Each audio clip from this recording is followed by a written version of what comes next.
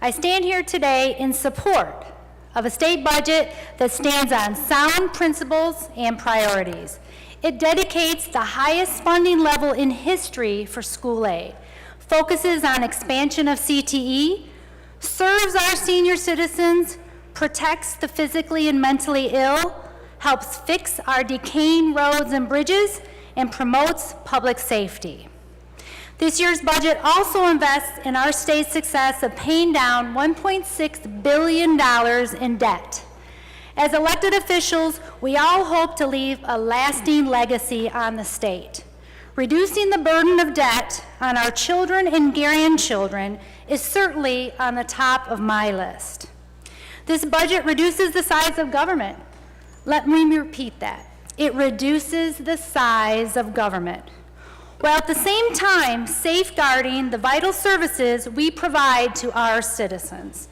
This budget provides more money to local governments so they can continue to provide quality police, fire, and medical emergency care.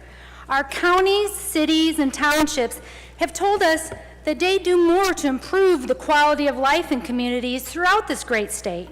And everyone in this room has heard from their local community leaders about the difficult decisions they have had to make over the past few years in order to do more with less.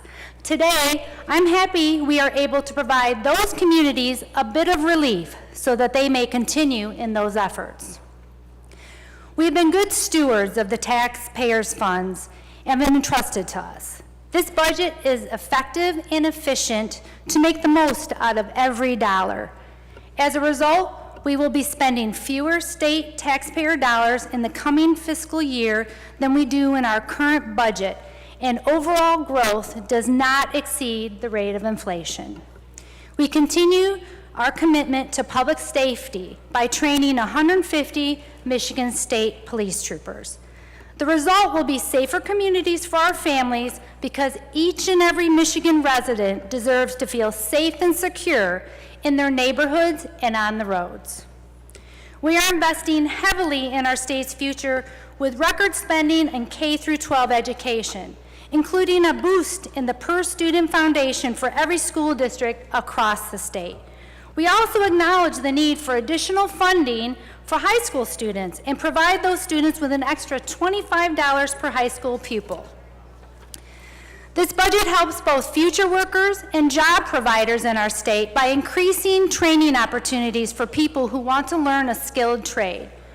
We are making career and technical education more accessible so businesses seeking in-demand workers can prosper, and those skilled tradesmen and women can earn excellent wages and raise their families right here in Michigan. This is a time to continue moving our state in the right direction, toward more prosperity for all Michiganders. We have had tremendous success in recent years, recovering from the lost decade and ensuring that we will never again go down that path. All of us here today can now say that we have been part of delivering 7 budgets in a row on time and on target.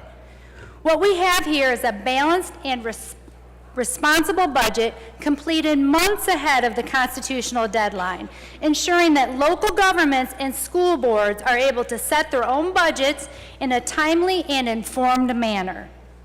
I'm deeply appreciative of the capable chairs of our appropriations subcommittees for trimming the bureaucracy while ensuring vital programs, services, and departments have the necessary resources to serve all of our citizens.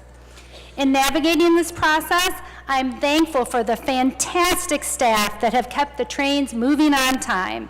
Fiscal, policy, and members' office staff have been all wonderful to work with. Finally, to my colleagues here on the floor today, this is a product that we should all be proud of. We can take the accomplishments here back to our diverse districts in all corners of the state and show success. I urge all of you to join me in supporting our budget today. Thank you, Mr. Speaker.